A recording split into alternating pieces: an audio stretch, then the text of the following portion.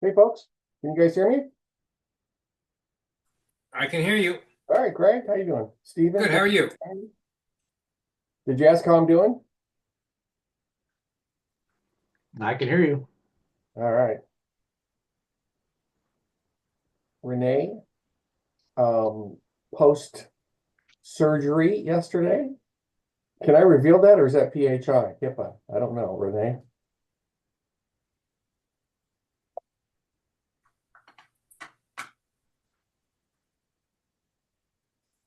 Hi, David. We are recording this. Renee, you there? I'm here. Excellent. Hey, Renee, how you doing?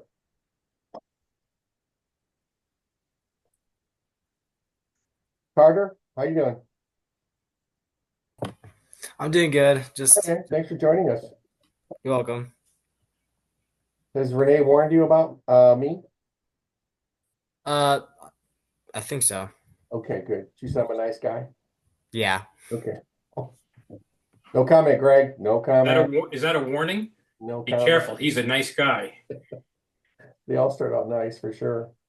Steven, thanks for joining us for sure. James, good to see you. Some of the stuff is for you a bit of experience, folks. There'll be a lot of good reminders here, but we're going to try to keep this to right about an hour again. And so I'll go fast, but the recording will be available. You can check it out later. We'll give folks a few more moments. If anyone's wondering, this is iced tea. Sure.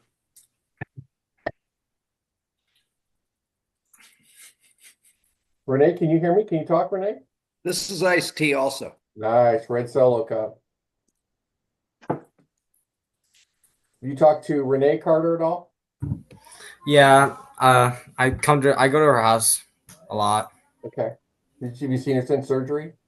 No, actually, I saw her before surgery. Okay, all right.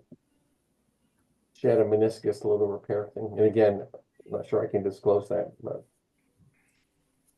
Dale will not be on the line. He called me and said he's running behind, and that's okay. So this is a true story. I lived in Hawaii, Yeah. just moved back for 32 years. I just moved back 5 years ago, and my kids grew up, and my son especially, through youth sports. And if you were in a public park after any youth sporting event, drinking out of a red Solo cup, HPD, Honolulu Police Department, would not touch you. If you were there with a beer can or a bottle or anything that showed Oh yeah. like a clear plastic cup, they would come and stop you. But it was an unofficial rule. If you had it in a red Solo cup, you were good to go. You're good. All You right. were good to go. Where were you at in Hawaii? Honolulu. Okay, yeah. Had a couple of business trips there, and oh, there's Honolulu right there, Stephen. Good job. Nice background. I was in Honolulu for business, and boy, you get two or three blocks off the strip in Honolulu, and it gets a little dicey. Then it gets beautiful, but boy, no complaints, that's for sure. Well, Steven Jackson looks like he's in Honolulu. He does, yeah, yeah. Emily, thank you for joining us. We'll give it just a few more minutes, and then we're going to fire away here. And again, for those of you that have not watched the other video or weren't with me last week, I'm going to go through this rather quickly. Um, There'll probably have 10, 15 people, so you guys can ask a question. But for the most part, we're going to be respectful of your time and get through this in an hour. And a lot of this is going to be about terminology and key terms and things to remember. And I think that's important. It's sort of like definitions in the rule book. You've got to know the definitions. You got to know the terminology that we use. When we talk about good pelvic alignment and heel toe on the plate, you got to know what that means. And so we're gonna work through some of that, and then you can practice it. But it'll make a lot more sense as you get some games under your belt for sure. And I know Dale's working on that. Is anybody else having problems with Arbiter not their games not popping up? You know, saying you've got a new game. Arbiter is a problem, period. I mean, Yeah, it is. Last year, the old Arbiter, it did it, no problem. yeah. I'm I not have getting no games problems. popping up. You know, got a one or two, I don't know, but I'm good. Mine popped right up. it does, huh? Hmm. Yeah. Then, okay, good. That's good to hear. You got the new app too, right? I believe so. Okay, cool. All right. All right, well, let's get into this. Thad, thanks for joining us, man. Appreciate being here. Renee, Emily, Stephen. All right, James, thank you very much. All right, let me share my screen and we'll jump into the PowerPoint here. And let's just share my screen, everything here, and then jump over here to the PowerPoint. All right, you guys can see that, right? No problem? No problem. Okay. Yep. Yes. All right, so this is a plate mechanics 101. And we're going to talk about some gear, very terms, stance and set position, tracking the ball. You'll see the USA logo down here on the opening page. And the reason I put that there, two reasons. One, NFHS follows USA softball rules. They are the national governing body. And anyone interested in USA softball or working this summer, get a hold of me. We'll talk more about that later. But again, you may hear USA softball on occasion, and NFHS follows the USA softball rules for the most part. There's a few odd things, but anything in USA, NFHS follows. But this is about plate mechanics, gear, terms to remember, stance, set position, tracking the ball, timing, movement, what is a holding zone, and when the plate has third. So let's go ahead and get started on this. So the distance from the catcher, you want to be about 6 to 12 inches or so. It's a lot closer than you think when you're behind the catcher. You don't want to touch the catcher. Try to avoid that as much as possible. I've seen some umpires put their hand in the back, and you want to avoid that for sure. You get too far back, it takes away the outside corner of that plate. And in this position here, you can see the umpire is straddled a little bit. We call that a heel-toe position. We're going to kind of go through that. But the distance from the catcher in women's fast pitch is a little closer than you think. And again, if you get too far away, it takes away that outside corner.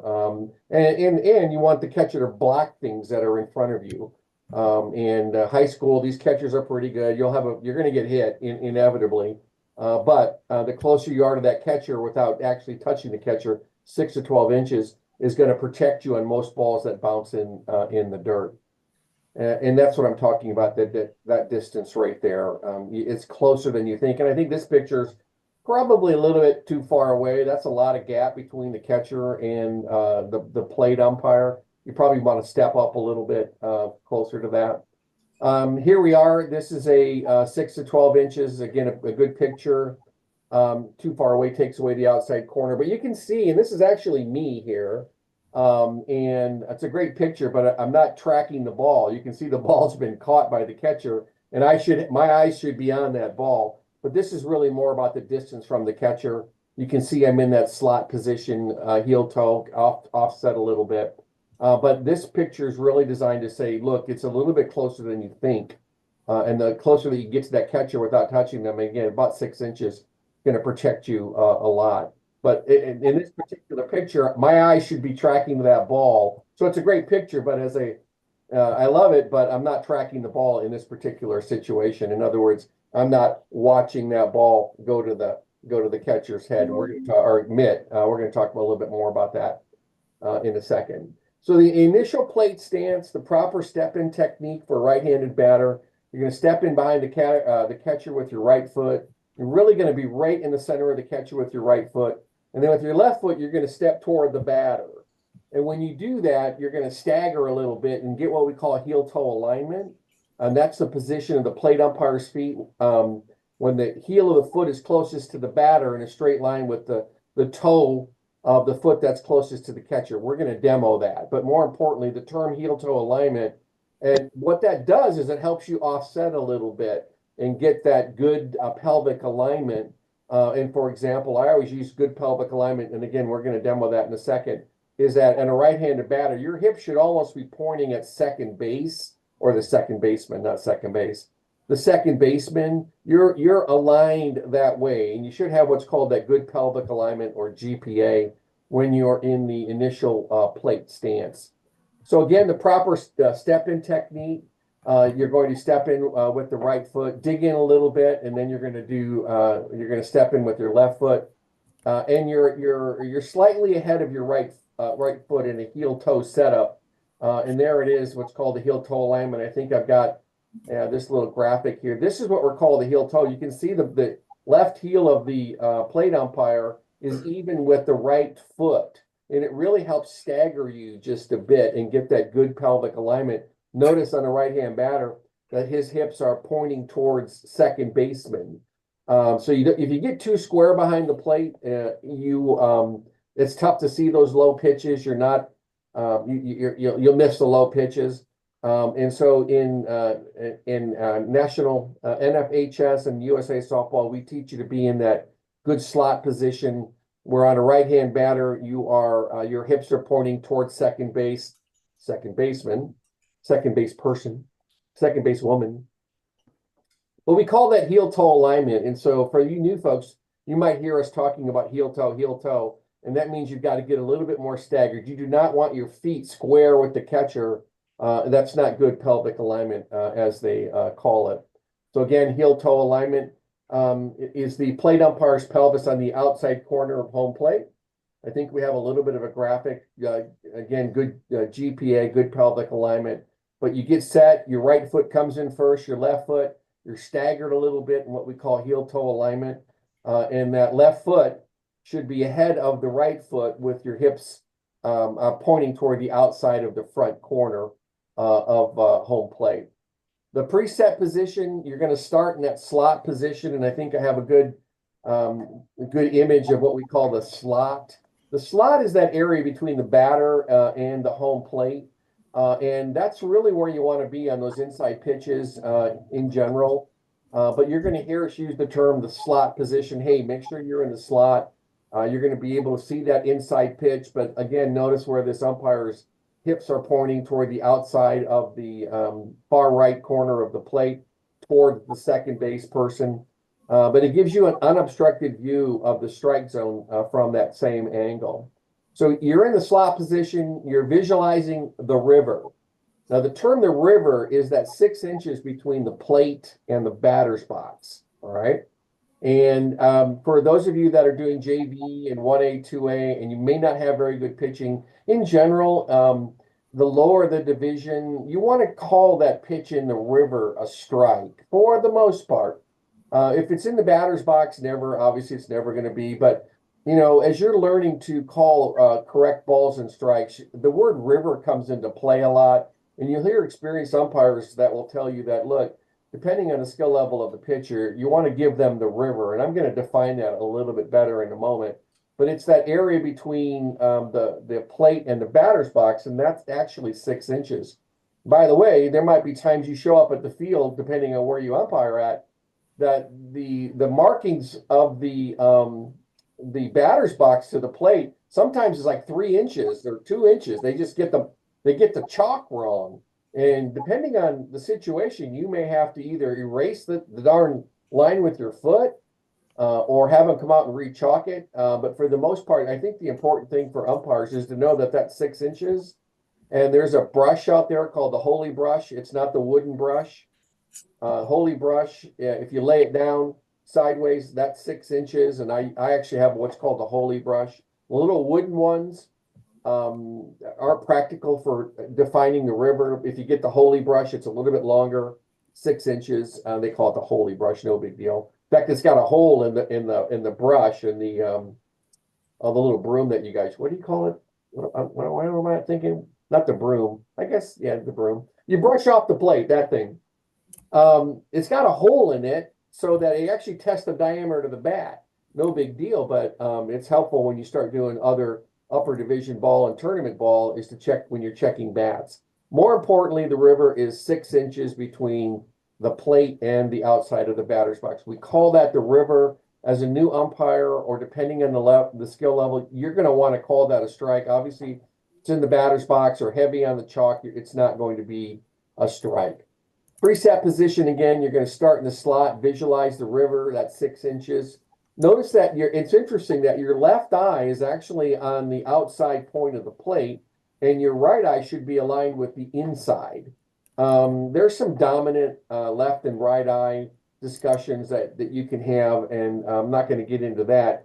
But in a good position like this, it's interesting that you actually use your left eye to see the right side of the plate, and your left eye is going to, your right eye is going to catch the inside there, if you will. I may not have done the best to describe that, but I think you guys get it. As you're kind of visualizing, what am I looking for? Well, you got to get in the slot, you got to get in the inside, you got to visualize the river, and then when you get set, your eyes are actually focused on two different spots. You may not know it, but eventually you'll get the feel of that. Your left eye, that yellow line there, is looking at the outside of the plate, and that's the pitch that a lot of people will miss, low and outside. They'll call that a ball. If you've got really good set position and you're in that nice slot, you're good pelvic alignment, you're going to see that pitch better than if you were square to the plate, if you will. There it is. There's the pitch in the river that we were just describing, and you'll see that. But again, a lot of folks have not thought about which eye they're looking at, but this is the way you're calling balls and strikes. And again, you don't think about it, you just see it, but being in that good position is going to help you make that call.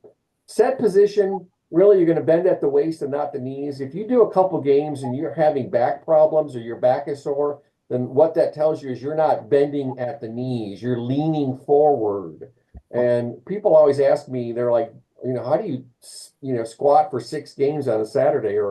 And I'm like, well, I use my quads, my legs. I'm lowering myself into the plate. I'm bending at the knees versus leaning in to the catcher, if you will. Knees are over the toes, slight tilt forward, not leaning. You rotate your head and eyes toward the pitcher.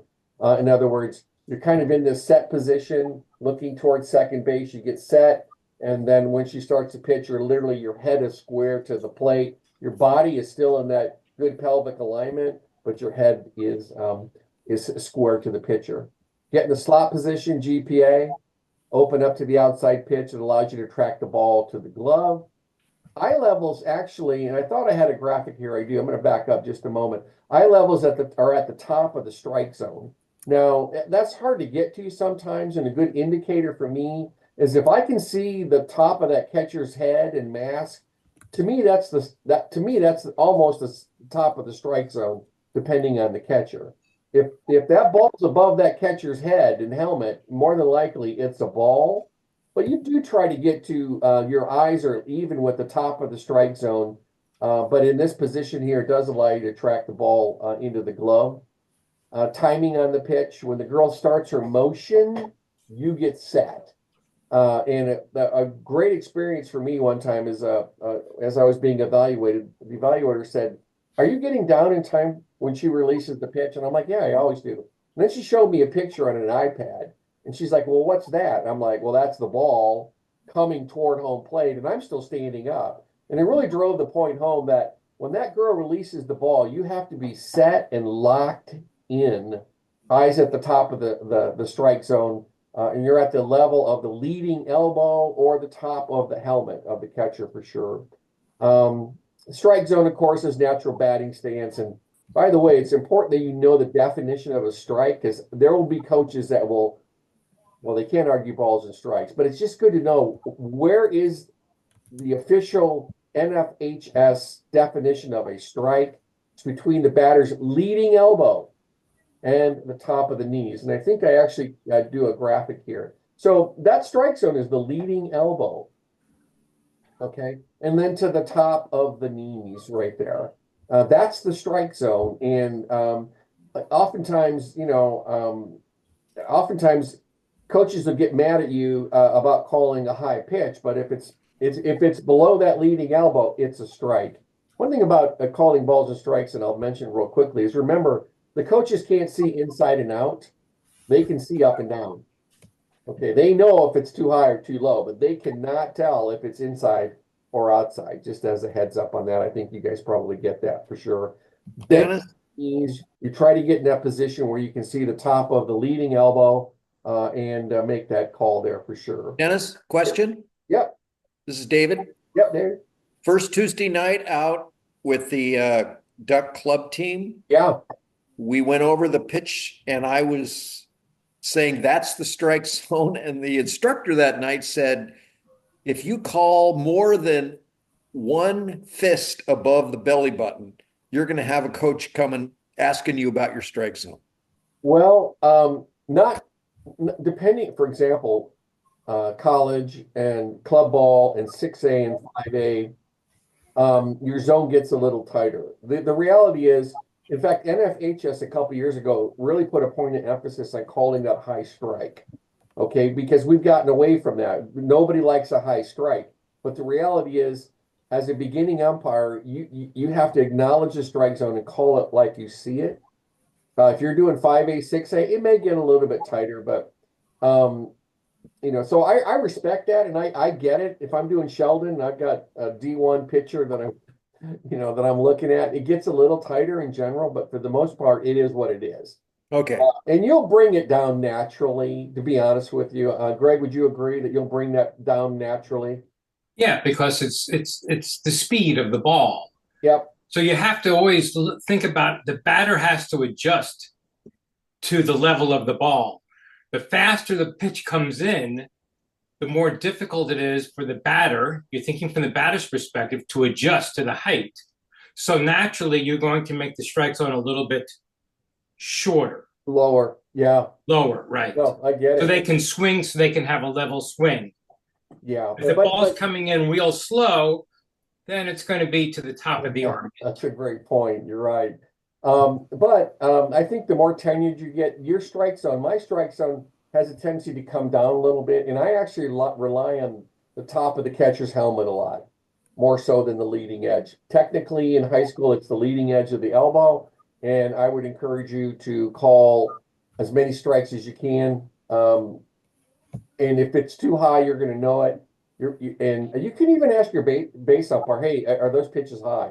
And if they say, yeah, just take that as feedback and bring it down a little bit, maybe a ball or two. Hey, Dennis. But for somebody to say, hey, you're not going to be doing, if you call that, right now it's about timing. It's about positioning behind the plate. It's about being comfortable. And then as you develop into a tenured umpire, you're doing more competitive games.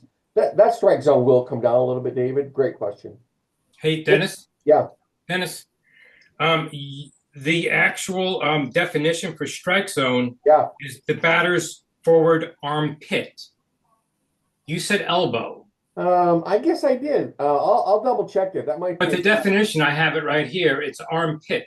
All right. Well, I'm going to make a note to change it. This might be a USA type thing, but no, that's just a guideline. That's a guideline that Brian tells us to use. Yeah. Because the pitches are coming in so fast. It's about the same thing. But thanks for that, Greg, and I'll double check that and update this for sure. But it's about the same thing. But in general, David, to your point, you're going to bring that strike zone down naturally because the optics are bad from the side, especially once you start calling high pitches. You keep calling high pitches, and so therefore you might get fooled. So, I mean, whoever told you that's right, depending on the level of ball. But as a new official learning to call balls and strikes, call it like you see it, and then make adjustments there. Okay. All right, timing on the pitch. Really, one of the more important things is you can't call ball or strike until you hear the pop of the ball. New umpires will anticipate, they're like, man, that's a strike, and they'll call it too early. And it really, the timing on the pitch really begins to define you between new and a tenured umpire, somebody who has experience, because somebody like me is going to go, ball. Or if you're new at it, you're going to go, ball or strike. And so one of the things that you train yourself on is that pop of the glove, and then you make your pitch. You make your call in the down position, then you stand up, signal strike, step back, and get ready for the next pitch. Now, one of the things about the pop of the glove in a down position or in the set position here, as we call it, all of your calls, balls and strikes are made in the set position, and then you come up, and then you signal strike. You don't signal ball, obviously. I think most people know that, but you verbalize it in the down position, then you come up, you step back, and you get ready for the next pitch. But one of the things that you're going to hear your mentors talk to you about is pop of the glove. Hey, you're a little quick there. Wait. Or if I'm on the bases, I'll do this. I'm like, slow down. Wait for that pop of the glove, and then make that call. Remember the river 6 inches inside of the outside circumference of the 12-inch ball diameter is about 3.8 inches in general. The river 6 inches. And so that ball can fit inside the river and still be a strike. Now, one of the interesting things about the ball is if you've got 3.8 inches of diameter in a ball and you put that on both sides of the plate, you go from 17 inches on front of the plate. I think that's 17 inches. I'm pretty sure it is. 17 inches. And then all of a sudden you're adding 3.8 and 3.8. You're adding 7.2 inches to a 17-inch plate. It now goes from 17 to 24 inches. So you got a lot of leeway there that most people don't understand. How come? Now all that ball's got to do is touch the outside of the plate or the inside of the plate. And I think you guys get that. David, that makes sense to you? Yes. Carson, does that make sense to you, Carson? Carter, sorry, Carter. Yes. Yeah, I mean, it's more than you think it is, for sure. But one of the key things about, pop of the glove is on balls, you want to stay down when you make a ball call. Ball. And by the way, I would get in the habit of verbalizing ball, ball, ball, ball. A lot of new umpires won't call balls. Experienced umpires will call ball. In fact, I go low, out, in, up, down. They ask me where that miss. I always give them two things. It's up and out, down and in. And then now they're thinking about it. But in general, not in general, you want to stay down on balls just like you do on strikes. Where a lot of new umpires will do is they'll make that strike and ball call when they're coming up. So it's then stand up, then signal. Okay. And that's going to be interesting to see how you define your strike call. Because you don't say strike. And I'm not getting, what I do is hut. I think I do. It's hard to do. Ha! That's kind of what I do. Ha! And then in the down position, then come up and call it a strike. All right. So that's a lot about just mechanics in general and some of the key things. And again, kind of went through that pretty fast. How are we doing on time there? Greg, you should 30 minutes left. 34 minutes. Yeah. Okay, good. All right. So let's talk about key positions and key terminology and mechanics. All right. So one of the more important things about officiating is a term called trailing the batter runner. And you trail the batter runner when the runners are not in scoring position. And by now, most of you know what that means. Scoring position means a runner on second or third or second and third.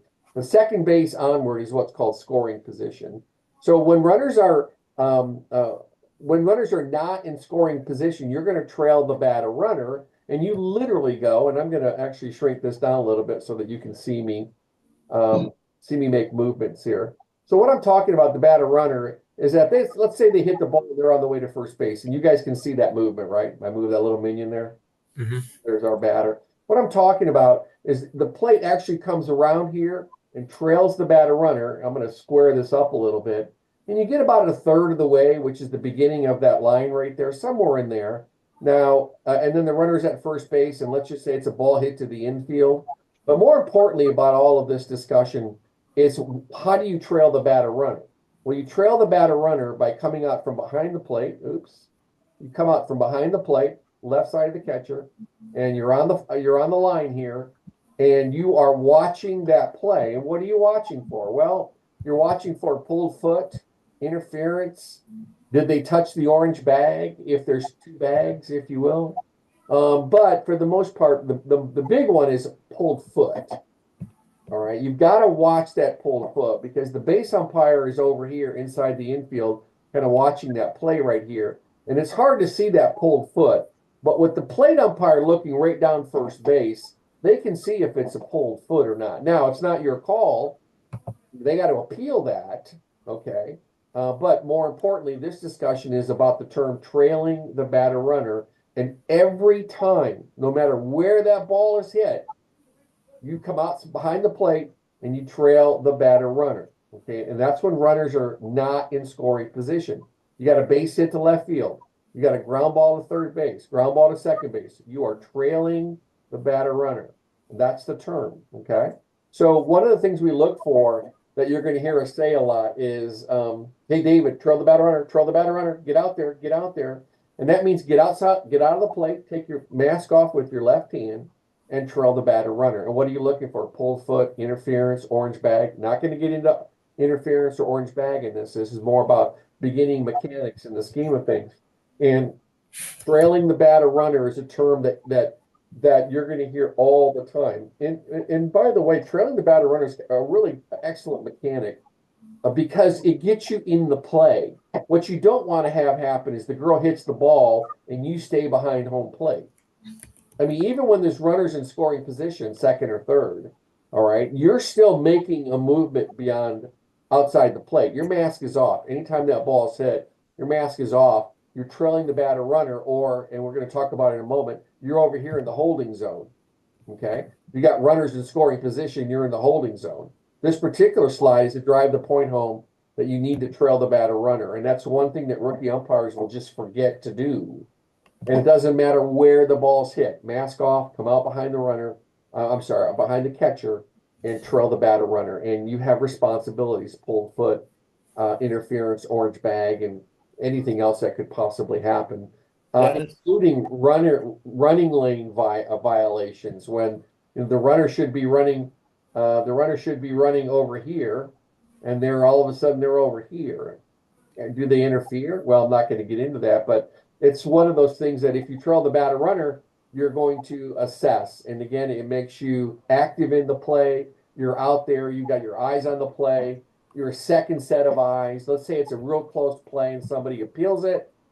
And your base umpire comes to you and says, Renee, I have no idea. There were too many feet there. What'd you have? Renee's going to go, I had her safe. You reverse the call. Now, that rarely happens on safe or out at plays at first base. But pulled foot happens all the time. Okay. So this slide in particular is making sure you're familiar with the term trail the batter runner. Dennis? Yep.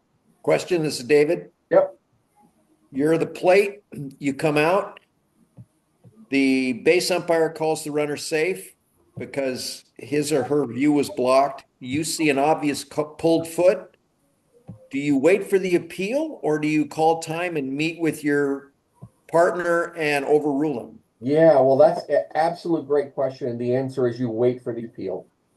You wait for the appeal. Absolutely. In every situation like it, similar to that, because one of the things that you begin to understand as a go-to from a mechanic perspective is a simple question. And the question is, whose call was it? And in that particular case, it's first base call. Well, you let them own it. All right, they own it. Good or bad, they own it. You might go, now, you might post game it and go, man, what happened in that play? Were you blocked? Why did you should have come for help? But in the middle of that play, nope, absolutely not. Leaving early, weird things like that. That's the base umpire's call. And remember what I said. Sometimes you have to ask yourself whose call was it, and let them own it until they appeal it or come for help. And let's say they appeal it and they come to you. The coach comes to you as a plate umpire and says, "She pulled her foot. She pulled her foot." So, and I would say, I would direct them to the base umpire. I'm saying that's their call. Go ahead and talk. Go ahead and talk to them. Now the base umpire may just go, "Hey, what do you have, Dennis?" And I'm going to go, "Yeah, she pulled her foot. She's safe." You may cut through the chase a little bit, but I'm sending that coach to the base umpire 99% of the time. But it's a great question.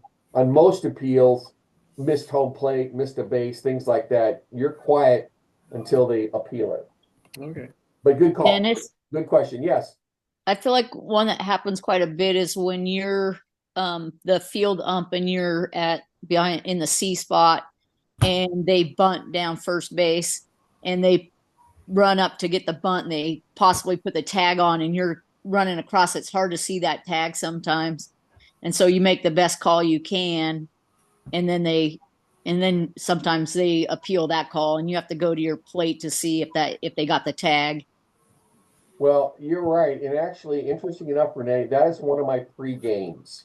What I'll tell my base umpire, and they have the right to veto it, but here's what I'll tell my base umpire. I'm like, hey, if there's a dribbler up the first base line and you're in the C spot, which means behind the shortstop, when are you behind the shortstop when there's runners on second or third? Okay, scoring position. You're behind the shortstop. We're not going to get into that right now, but you're a long way from the play. And I'll pregame it I'll say, hey, look, as a plate umpire, I'll say, hey, if there's a dribbler up the first base line and I see a tag, I'm going to call it. Is that okay with you? And they're going to go, yeah, my goodness, take the call. And so if we pregame that and it happens, then as a plate umpire, I'm going to go tag. She's out. But to Renee's point, what do? Let's just, let's remember this. If you don't have an out, then she's safe. Okay. If you don't see the tag, you think she's tagged her. Oh my God, this is going to happen so much. You think she tagged her, but you don't know. Here's what I do. My mechanic is this, as I do this, I go like this. I'm like, I have no idea. No, I don't say no idea, but my safe call is like this, safe. Or if Renee sees me go like this, that means, uh-oh, I got no idea. I don't have an out. Everybody and their mother can see a tag except for me. How come? Because I'm way over there in the C spot. So Renee, great question. You still have to let the base umpire call that and then let them appeal it. But you would never overrule your base umpire in that situation. Does that answer the question, Renee? Yeah, I got to where that happened enough to me that I pregame that also. And my home person usually would just hold the fist down at their side. So Yeah. they would give me the out call at their side. Yeah, so they'll do this. They'll just hold their fist down like that. And I'm holding it up so you can visualize it, which means as a plate umpire, I'm like, yo, I got a tag. Yeah. That's one mechanic. But I would pregame that, and it happens all the time because if you're in the C spot or the 3 position, it's hard to see that call, especially on a swipe tag. Okay, really cool. Good job. Nice question. All right, this is about trailing the batter runner for sure. Excellent. All right, so let's advance here. Okay, don't trail the batter runner. Do not trail the batter runner when runners are in scoring position. So let's think about this. We've got a runner over here on second base. Here's the ball. Let's just say they're second and third. This base umpire is actually in 3 spot that Renee was just talking about, and she hits a dribbler. So what I don't want to do is trail the batter runner. How come? Interference. Yeah, I'm in the way. Who said interference? Mike. Nice job. Interference, you're right. You're in the play. Besides, there's nothing worse. And by the way, as I started softball, I can promise you that I'm trailing the batter runner, and all of a sudden I see that runner coming behind me. I'm like, oh my God, that is not good. And it was lesson learned. So you do not trail the batter runner when runners are in scoring position. And really, it's pretty simple to explain. The reason is there might be a play at the plate. Period. You might have to go to third base on a play as the plate umpire. We're going to talk about that right now. But trailing the batter runner is when runners are not in scoring position, and you don't trail the batter runner. Yeah, I think I said that right. You trail the batter runner when they're not in scoring position. If they're in scoring position, you don't trail. You're actually going to stay in the holding zone, and we're going to talk about that in a moment. Stay in foul territory. By the way, you still have first base responsibilities. Pulled foot, interference, orange bag. Get to the holding zone. Here's the holding zone, right in here somewhere. Okay? Ball's hit. Runners are on second and third. Let's say it's a base hit. You're over here. It might be a ground ball to second base. Your movement is over here in the holding zone, in this area, right here. Okay? Now, let's say it's hit in the infield, remember, you might have a runner coming down, but you still got pulled foot responsibility. Okay? You still have interference, orange bag. You have all of that. More importantly, you have pulled foot. Because there's going to be a lot of movement, but if that ball's going to first base, as a plate umpire, you've got to have pulled foot. Because that's what's going to happen more than anything else is pulled foot. Well, one of the reasons that it's going to happen here is because this runner's coming home. And this first baseman's going to want to get rid of the ball. So did they leave the base too soon? Did they pull foot? That's something that they're going to have to. So get to the holding zone when the runner passes second. Not going to get into that too much. But bottom line, I think the important thing here is when you trail the batter runner and when you do not trail the batter runner.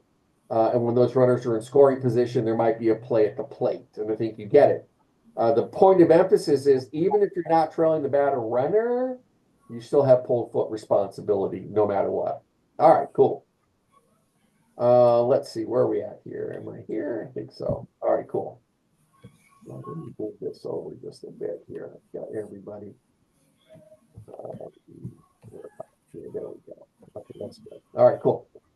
All right, so one of the things that a plate umpire in women's fast pitch that you're going to have to be prepared for are those shots down the line. All right, you've got to know that in every situation, sort of, you have the plate umpire has fair or foul and catch or no catch. And by the way, that's the way we describe it. Hey, plate's got fair, foul, catch, no catch every time, except for when first base umpire chases when the ball is down the right field line. And this, nobody on. So you've got your umpire over here, base umpire. And now there's a shot down the right field line. Okay.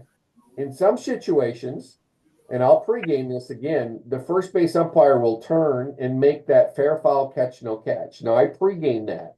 And I'll ask my base umpire. In fact, I won't ask him. I'll tell them. I'm like, yo, if that ball's hit down the right field line, you need to turn and take a look at that. You got fair, foul, catch, no catch. That's the only situation. Now, if the plate umpire goes, I'm not comfortable doing that, then I'm going to go, no problem. At least I know. Okay. But if you're going to commit to that right field line with nobody on, then commit. Turn your back to the umpire, make that call, and the rest of the game will kind of like, well, we'll follow your lead. There's more to it than that. For example, if you make that fair or foul catch, then that means that the plate has the play at second base, which rarely happens. Rarely happens. But more importantly, it's important for new folks to remember that as a plate umpire, you have fair, foul, catch, no catch, period. Except for when first base chases, nobody's on, the ball's hit down the right field line. Now, you've got to learn to react to that because what you're going to see more so than first base is going to be shots down the third base line. Okay. And you got to be quick about it. Now, experienced umpires will go this way and try to get a good look at the third base line. Nowadays in college, they're teaching that umpire to step up in here, which is probably a little better mechanic. But you're going to have to figure that out. Number one, you're going to have to call it quickly. So you have to know when that ball and what the fair or foul rules are. And I'm not going to go through that here. I think I talked a little bit about it later. If that ball is over third base in the air and it hits the line, fair ball. Again, I'm not going to talk about fair or foul. Y'all pretty much, I'm sure, have that down. But what the point of emphasis here is it's going to happen like this. Boom. Foul. Come up big. Sell it. Now, what you don't want to do is go, I have no idea. I'm kidding. I've seen Renee do that once or twice. Greg do it a couple times. Never. I just look at the third base coach. Really? I know. So, I mean, can you take your mask off? And no, sometimes it happens so quick. Now, one of the things I will say, and if you would make a note of this, and if you watch this again, make sure that, a cardinal rule of umpiring is you never say the word fair. If you say the word fair, what does everybody hear? Foul. Oh, Foul. Right. So what happens? The runners stop. So you just point fair, point fair, point fair. Call foul. When you call foul, come up big, especially on those shots down the line. Foul ball. Sell it. Ground ball's got to be over the third base. That kind of thing. Other things that can happen in a shot is it hits the third baseman's glove and then goes in foul territory. And you have to ask yourself, where was it first touched? It was touched in fair territory. Fair ball. And I've seen it before. Shots down the third base line. Third baseman reaches out, hits her glove, and I'm like, foul ball, foul ball. Everybody's like, oh, you're killing me, Blue. How come? Because it's where the ball is touched, not where the player is. I think y'all pretty much should get that. But this slide really is a point of emphasis on being ready for those shots down the line. You'll see shots down the first base line on left-hand batters, occasionally on right-hand batters, but with 80% of the right-hand batters, it's going to be shots down the third base line And you got to come up big. Foul ball, sell it, hands up. By the way, I said this before. When you do foul ball or dead ball, don't be like you're being held up. Okay. It's up here big. Foul ball. Just sell it. All right. We could talk about that more. I'm just warning you that part of your game as a plate umpire in girls fast pitch are those shots down the line. All right, fly ball movement. Runners are not in scoring position, so you've got a runner over here on first base. Bottom line is you are outside the diamond. You're coming inside the diamond. If the ball's over here, you're maybe a step over here. But more importantly, is you're outside. You come into the diamond. The one thing you don't want to do is stay in foul territory, unless there's runners in scoring position. But if there's not, and there's a runner on first base or nobody on, then you're going to want to come out into the infield. You don't want to go too far, but you want to come out, about halfway between the pitcher's mound and the plate. Ball sit over here. You want to make sure that you come out. And nothing looks worse than an umpire who'll stay right there and make the call out. The look and the professionalism is so much different when you come into the diamond, square up to the play, and then make the call. And most of the time it's going to be routine. Hut, and then signal. Verbalize, and then signal. Okay? And again, that's when runners are not in scoring position. And by the way, you're going to have to jockey a little bit. How come? Because you've got this person over here, you've got this person over here. If the ball's hit over here, oops, where's my ball? Sorry. Let's say the ball's hit to right field. Now you've got the runner, you've got second base, you've got first base. You're going to have to make a move. There are times when you have to see that developing, and you may have to come here this way. You may have to go more this way, but you've got to get the best unobstructed view that you possibly can. And we call that jockeying for position. And I think you guys get that, ladies get that. That you can't just come outside the diamond and get into set position. If you're all of a sudden those players are moving, you're going to be doing a lot of this. Okay? Get the best unobstructed view that you can. But more importantly, for new officials, is get out from behind the plate, mask off left hand, and come out and then make the call.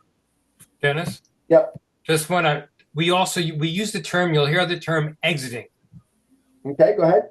You have to exit the slot position. And that's what Dennis was referring to by getting out. Getting out. Exit. It's called exit. Exit to the left.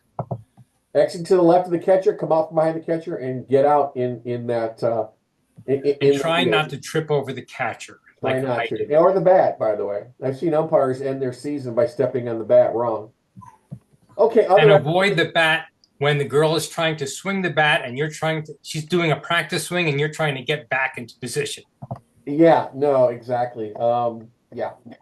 All right. So other action, and I think this is so important, is know when the plate has third base. How are we doing on time here? We're doing good. So the way that you want to learn when the plate has third, and you kind of get it into your head, you're like, and you say it like I still to this day go lead runner at third base, second play in the infield. The plate has third base, second play. Let's start with the first one. Lead runner to third base. You got runners on first to second. Okay. And now there's a base hit. So three things happen. This becomes the lead runner, and she's probably going to score. This now becomes another lead runner going to third base. The batter runner is coming to first and may try to go to second. But you have to define these positions or this movement as the lead runner to third or the last runner to third. And the last runner to third can sometimes be visualized with a triple. Nobody on and you got a triple. Well, who takes that runner to third base? Well, the base umpire does, because that's the last runner to third. If it's the lead runner to third base and there's a play, then the plate has that call at third base. So let's kind of walk through that slowly, if you will. I'm going to back these guys up and I'm going to put runners on first and second. I'm going to assume that there's a base hit like to left field. So more than likely, this runner is going to try to score. And let's just say that they do score. It's pretty obvious. Now you've got a runner coming to third base. As a plate umpire, you're out here. You're not trailing the batter runner because there are runners in scoring position. Okay. Again, terminology. You're not trailing the batter runner. So you're watching this person cross the plate, and now you see the play coming into third base. The plate has to read that and make that call at third base. Now, they're officially, if you read that play well enough, you should be inside the diamond making that call at third base. The reality is because you're back watching them touch the plate over here, that you might not get inside the diamond and you might be right here. And to be honest with you, no one cares. However, it's something that we might post game, and I would say you probably should have read that better. You could see this runner was going to score very, very easily. You had plenty of time to get there. Now, when you see me umpire, I get inside the diamond almost in every case. How come? Because I read the play. I know where that ball is going. You can see it. There's no play at the plate. I'm still looking to make sure she touches the plate. But I try to get inside the diamond on almost every case. But there are times that I make that call. The important thing about that is to understand that this is now the lead runner to third base. Okay. This is the last runner to third base. Let's say it's a double and this runner scores, umpire's back, this runner's going to third. Now there's a play at third. Well, that's the base umpire's play. That's a scenario that is the lead runner to third base and the last runner. As a plate umpire, you've got the lead runner to third base unless there's a play at the plate. Now, let's think about that for a moment. The obvious things are if there's a play at the plate, you got to be there. You may have bases loaded and lead runners all over the place. If there's a play at the plate, obviously that's your priority. Okay. Then it's up for the base umpire to read that and then make the call at third base, even though it's the lead runner to third. Why would the base umpire make a call there? Because the plate umpire's back. Now you're going to see that the ball's going to be cut off by the shortstop and throw to third. The plate umpire is thinking the ball's going to come home. If the ball's cut off, then the base umpire will take that call at third base. I don't want to get into that too much. The important thing to understand is that as a plate umpire, you've got the lead runner to third base on balls hit to the outfield. Okay. Now, by the way, as a new umpire, that is going to be one of the most frequent things that you're going to miss. You're going to take that call at third base with the plate umpire going, okay, and you're going to be over here as a base guy thinking that's your call. And you've got, again, runners on base over here. You have to learn very quickly to read that play and know that the plate has third base on that lead runner to third base. That lead runner and last runner scenario that we're talking about right now is when the ball's hit to the outfield. One of the things I want to share with you is when the ball's hit to the infield, because when the plate has third base is the second play in the infield is at third base. So let's back these umpires up for just a moment. And now we've got a classic situation with a runner on second base only. So now my base umpire is over here, okay, in the C spot, 3 spot. And there's a ground ball to shortstop. And by the way, pay attention to this because it will happen all the time. Ground ball to shortstop. Batter runner takes off. Shortstop throws to first base. As soon as they throw that ball to first base, what's this runner do? They go to third. Plate's got to read that. Ball hit in the infield. You're not trailing the batter runner. How come? You got a runner on second base. So you come out here to the holding zone. You read the play, and you can see that runner just itching to go. They throw the ball. She takes off. Now the plate comes up and makes that call at third base. How come? Because it's the second play in the infield. All right. That's different than a runner on second base and a ball hit to shortstop, and the shortstop throws to third base. Or let's say they've got a runner at first and second, ground ball to shortstop. They go to third base first. Whose call is that? Well, Base. the base umpire's call. How come? Because that's the first play in the infield. Okay. not the second play. It's the first play. Let's say they throw to third and then they go to first. Base umpire always has first and second base in NFHS in high school. Okay, but there's a situation where the first play at the infield's at third base. Well, that's the base umpire's call. So it's important to understand the best way to teach that is a runner on second base only. Okay, ground ball is shortstop. Happens all the time. They throw to first base. This runner takes off. Base umpire comes up. Now, here's the base umpire making that call at first base. When that ball is fired back to third base, we expect that base umpire to make the call at first and then be a second set of eyes. All right. The plate is up here. Now there's a play at third base. It's a tag play, not a force. And the plate's got to make that call. Second play in the infield. And by the way, I pregame that every time. I talk to my base umpire. Okay, plays at third base. Remember, I got the lead runner to third base and the second play in the infield. You got that? They're going to go, yep. I'm like, okay, we cool. Okay. Hey, Dennis. That will be one of the mistakes that you'll make the most because you want to take that call at third base. Go ahead. Who was that? That was me. Hey, why don't we vocalize that like we do in baseball? Hey, Thad, can't hear you, bud. Oh, sorry. I don't know what to do. That's okay. Can you hear me now? Yep. So why don't we vocalize that play like we do in baseball? I got third. Yeah. You absolutely should. There's no reason not to. And as a plate umpire, I haven't talked about that at all. I absolutely, you will hear me going, I got third. She goes. I'm up. Yeah. Okay. So great point, Thad, because I haven't talked about verbalizing during the play. Anytime the plate comes up and has a play at third base, you'll want to verbalize that. But as a base umpire, what you don't want to do is give up on the play. Let's say that they're throwing the ball to third base and you're looking over here. You want to be that second set of eyes as a base umpire. But Thad, great point.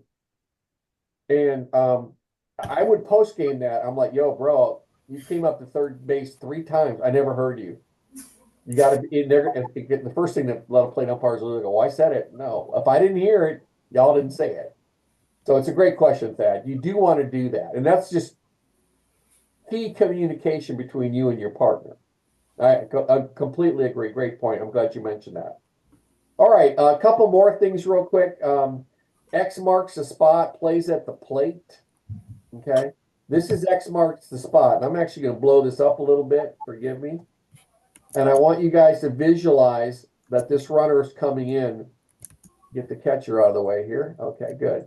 So here's X marks the spot as a catcher. And the reason is, get my arrow over here, is that you want to focus on the leading edge of home plate. Now the leading edge of home plate is right there.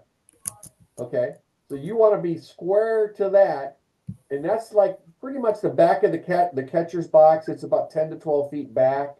You're back a little bit, but this is the starting point. Any play at the plate as a new umpire, you want to be right there so that you get the best unobstructed view that you can get. But as a starting point, remember these players are sliding into this point right here. And you don't want to be looking at this or this. I mean, it's right there is where they're coming to.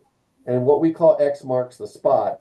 And when you teach plate mechanics, it's important to go, because as a plate umpire, if there's a play at the plate, if you don't know where to go to X marks the spot. Screw everything else. Forget it. You know, because as I'll be evaluating, I'm like, yo, Mike, what happened there? And you're like, well, you should have been at X marks the spot. Start there. Now, as you develop as an umpire and you get more and you read the play more, there might be times where the catcher is coming up the line. Here comes because you can see the throw coming in. So now the catcher's up here and there's going to be a swipe tag. Well, guess what? Now you got to adjust.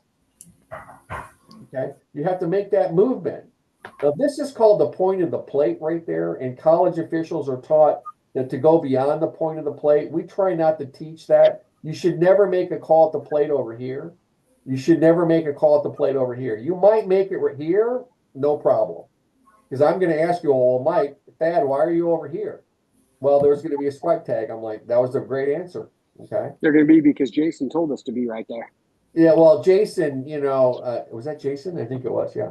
Well, by the way, I listened to Jason. But in high school, we try to teach you not to go beyond the point of the plate. Of But there course, will of be course. times that you're over here. Sorry, Jace, go ahead. Oh, I was just agreeing with you. Yeah, yeah. Now, as you get more advanced, and you look at college umpires, I mean, those guys and ladies are right here. And I don't think that's a bad position, depending on the play at the plate. But, as a new person, one of the things that you want to ask yourself is, where do I stand and play at the plate? X marks the spot. Then you adjust. Okay. We could talk more about this, but this is kind of a 101 session on plate mechanics. That's where you start, and then you adjust. You have to get the best unobstructed look at the play. If I ask you and I'm like, yo, Carter, why were you there? The answer is what, Carter? Slide tag. Swipe tag. Okay, the answer is, and Jason, what's the answer, Jason? X marks the spot. What's that? I didn't hear what you said. Sorry. That's okay. The answer is, I wanted to get the best unobstructed view of the play.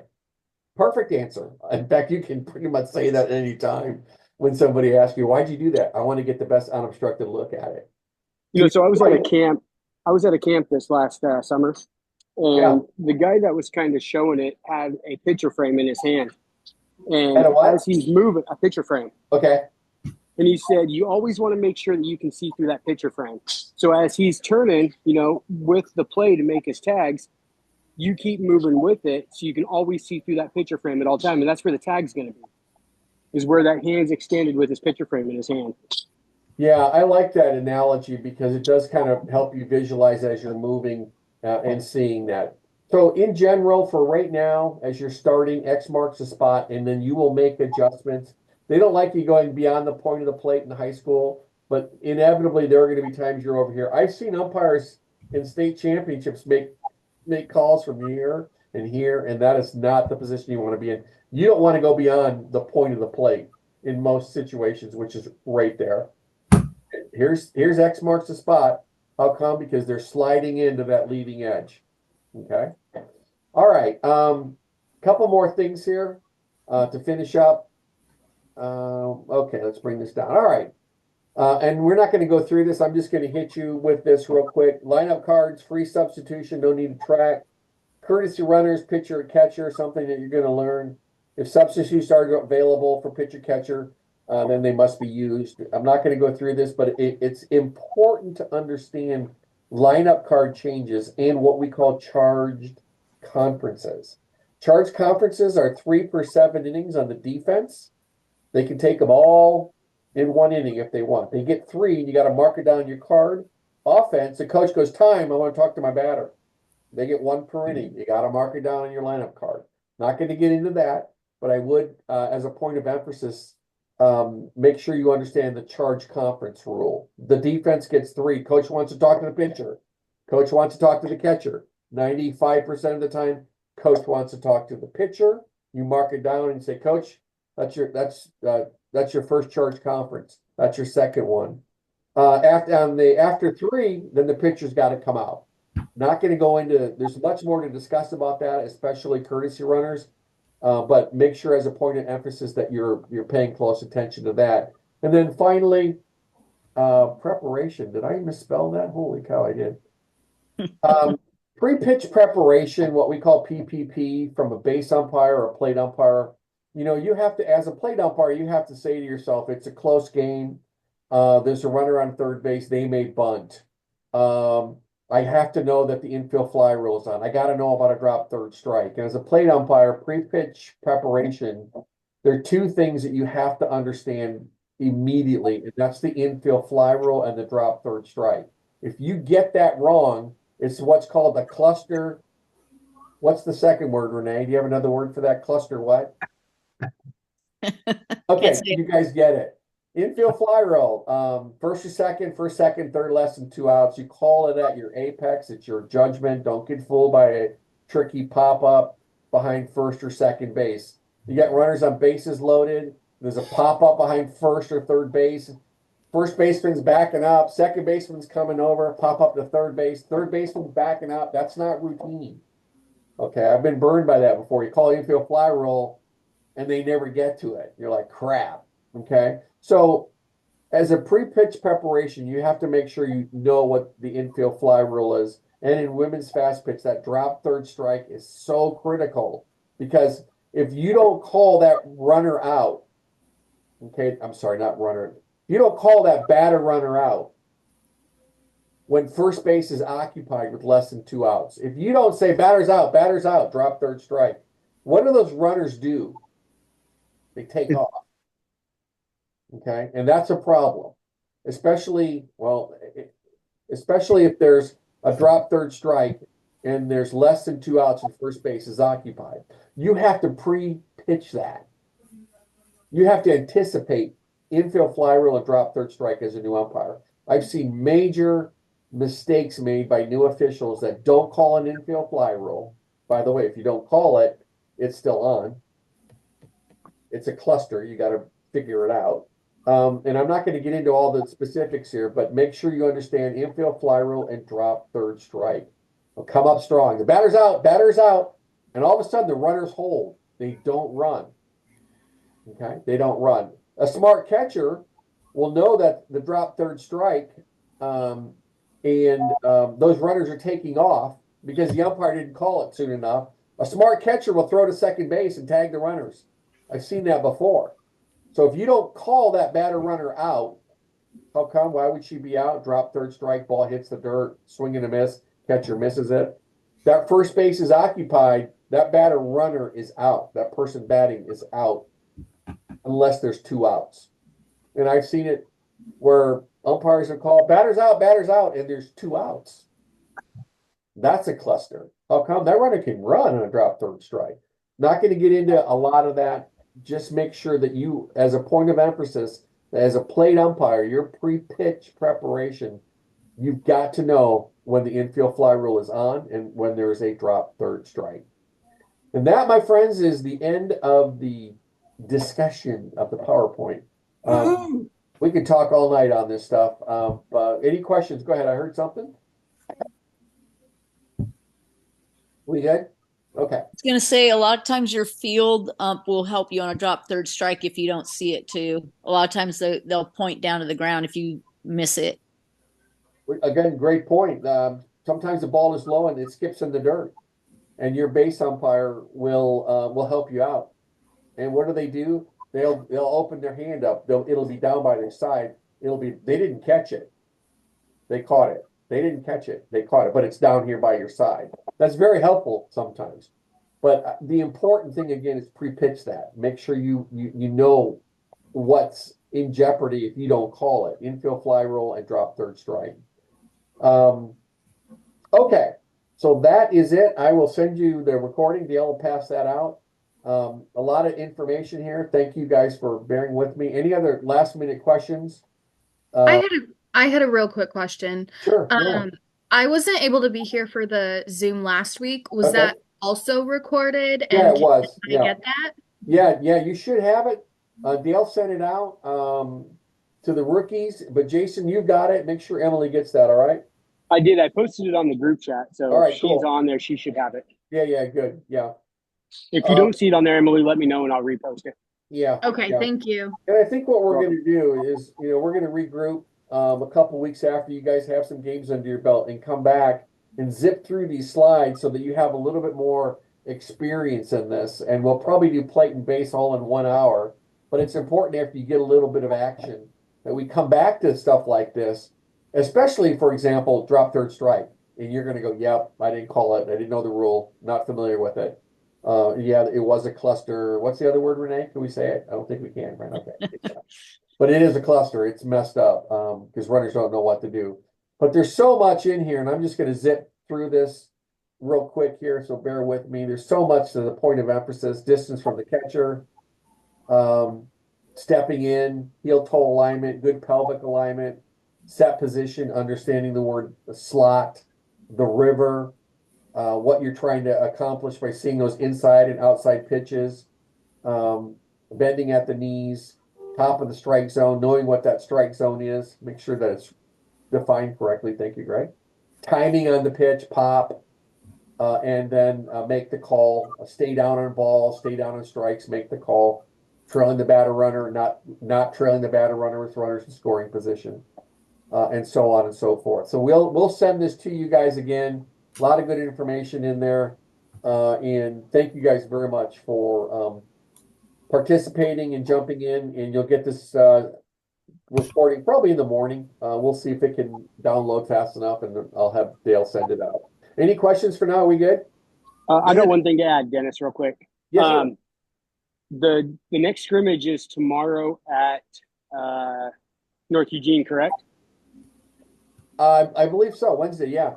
I know that was talked about only being for veteran officials, but is it? Do they not want rookies showing up to this? No, I don't. I think it's open to everybody. Okay, because we had only one rookie show up last week. Yeah. And this is a great chance for you guys to get some live pitching, live hitting, base running, and also work with a bunch of good veterans that'll give you guys some good pointers and good direction. So I would, if you guys can make it out, if at all possible, make sure to make it out there. Yeah, absolutely. Yep. And that's at what time? North Eugene is at what time? Let me check real quick. 4:30. Yeah, there'll be a text message that come out in there. So I'm going to stop recording on all of this and see if I can figure out how to do that. Where are we at here? Okay, stop.